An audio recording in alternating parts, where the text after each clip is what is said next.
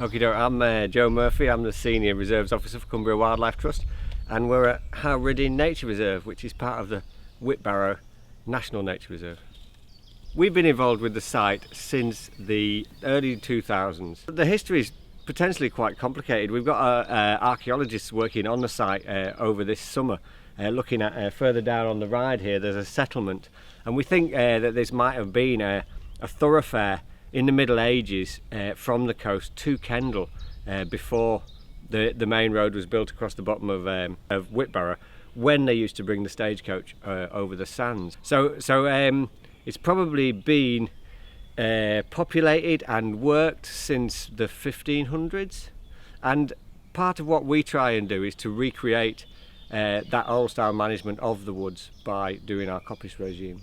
Howe Ridding's been part of a coppice rotation for 26 years now, and it's got to be one of the largest coppice schemes within the northwest of England. And the idea is that we cut 1/2 hectare of woodland along the central ride every year to create a mosaic of age classes, and this also creates fantastic habitat for the butterflies that we manage for.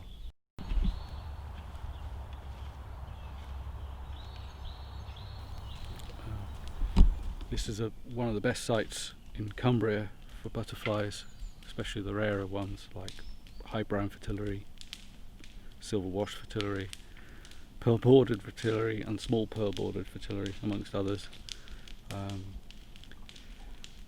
Most of the work, or majority of the work here, is for the butterflies.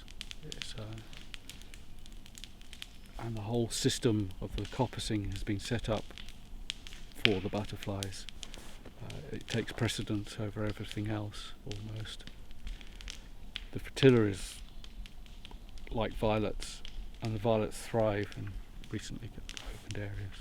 The plots are left open for a year, basically allowing deer to graze, which is really not good if you're into coppicing, but after that first year we then fence it off to keep the deer out and allow the shoots to grow back up and the whole cycle to keep going. Last year we thought we found a bit in the plot, but we didn't come across anything really sort of obvious, just 1 or 2 dead twigs, which could have been anything. This year we've definitely come across stuff 2 or 3 inches across which is dead, and you could see the stain right through to the stem, to the stool. We've been selecting to keep other standard trees in here, for instance cherry and oak, whereas before we would have definitely saved ash.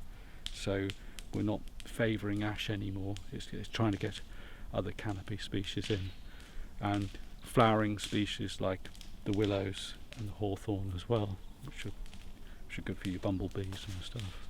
So we have changed our management slightly, but it does break my heart to know that you're going to kill it